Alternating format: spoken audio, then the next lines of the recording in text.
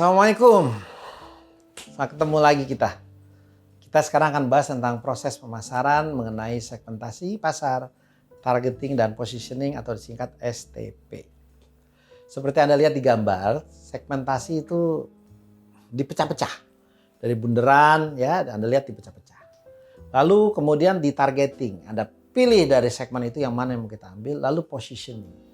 Ya, kita memposisikan diri kita di persepsi dari customer, dari pelanggan, dari pembeli itu seperti apa.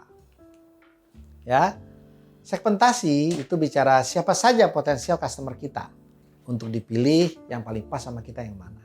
Ini begitu banyak customernya. Lihat foto di sebelah kanan.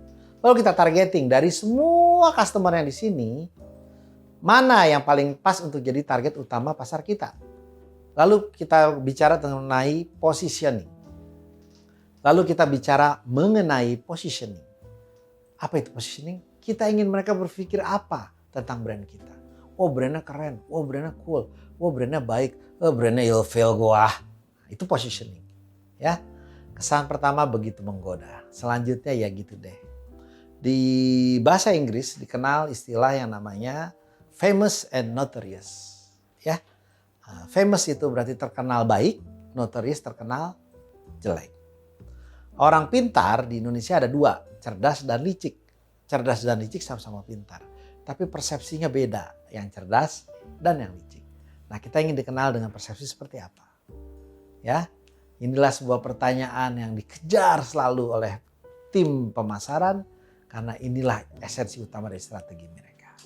Dari situ baru kita berpikir bagaimana cara kita menjangkaunya. Yuk kita lihat di sini. Ini ada segmen 1, 2, 3, 4, 5, 6, 7, 8, 9. Banyak ya. Lalu kita lihat kayaknya segmen yang paling bagus tuh yang 3, 6, dan 8. Ya, inilah namanya targeting. Dari semua segmen yang kita pilih cuma 3 aja. Ya. Nah, seperti kita lihat tadi, segmentasi pasar berarti membagi pasar menjadi kelompok-kelompok yang memiliki karakteristik kebutuhan atau perilaku yang berbeda. Kalau di gambar ini ada 9 segmennya. Ya. Targeting memilih segmen pasar yang akan dilayani oleh perusahaan. Dia pilih dari gambar tadi segmen 3, 6, dan 8. Positioning adalah menciptakan citra produk di benak konsumen sesuai dengan yang diinginkan perusahaan. Ya, nah dari sinilah keluar yang kita sebut dari STP jadinya diferensiasi. Strategi untuk membedakan produk atau layanan dari pesaing agar lebih menarik bagi konsumen. Ketika diferensiasi jelas, maka kita bukanlah produk yang me too atau ikut-ikutan. Ketika diferensiasi itu tidak jelas, customer jadi bingung. Lu siapa sih? Gua nggak paham lu. Kenapa? Lu nggak ada bedanya sama yang lain. Ya udahlah, berarti kamu tergantikan. Kenapa? Lu nggak beda sama yang lain, ya lu tergantikan lah. Kan susah kalau begitu ya. Nah, dalam segmentasi pasar ada 7 jenisnya. Ya, yang pertama adalah segmentasi demografis. Yang kedua segmentasi geografis. Yang ketiga adalah segmentasi psikografis. Yang keempat segmentasi perilaku. Yang kelima segmentasi firmografis. Yang keenam segmentasi berbasis kebutuhan. Yang keenam adalah segmentasi berbasis kebutuhan. Dan yang ketujuh segmentasi transaksional. Yuk kita bahas satu persatu. Yang pertama adalah segmentasi demografis. Demografi. Kata-kata ini sudah jelas, istilah demografi. Dia membagi pasar menjadi beberapa segmen berdasarkan variabel demografi, yaitu usia, kelamin atau gender, pendidikan, dan pekerjaan. Ya, status pernikahan, ya, kayak itu juga masuk. Ya, kadang-kadang juga agama, suku, ras, itu variabel demografi semua. Dari variabel tersebut kita dapat mengaitkannya dengan minat dan perilaku pembelian konsumen. Oh ternyata kalau anak-anak sukanya begini. Oh kalau udah ibu-ibu untuk produk yang sama ngelihatnya begitu. Oh kalau yang pendidikannya tinggi ngelihat produk ini dia akan seperti itu. Oh kalau pendidikan rendah malah justru suka yang begini. Oh kalau warna-warna yang begini kata orang itu kok kayaknya warnanya nge-jazz banget ya. Kok warnanya ngedangdut banget ya. Kok warnanya nge-pop banget ya. Nah hal-hal yang seperti ini kita bisa lihat ini mencerminkan minat dan perilaku pembelian konsumen nanti dilihat berdasarkan variabel demografi. Contoh segmentasi demografi yang dipakai di pasar adalah Coca-Cola, Emalt. Target utamanya adalah para remaja. Unland, Itu susu buat orang tua itu jelas. Coca-Cola, Benetton, Swatch ya, Sony, MTV. Itu perusahaan yang target utama adalah para remaja, di mana dengan adanya perubahan media digital, beberapa sudah semakin turun, beberapa berubah trennya. Kita tahu Coca-Cola minuman manis bersoda sekarang menjadi musuhnya diabetes.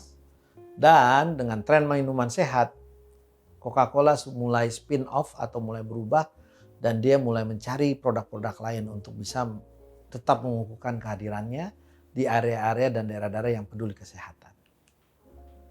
Bagaimana dengan dunia investasi? Sama juga.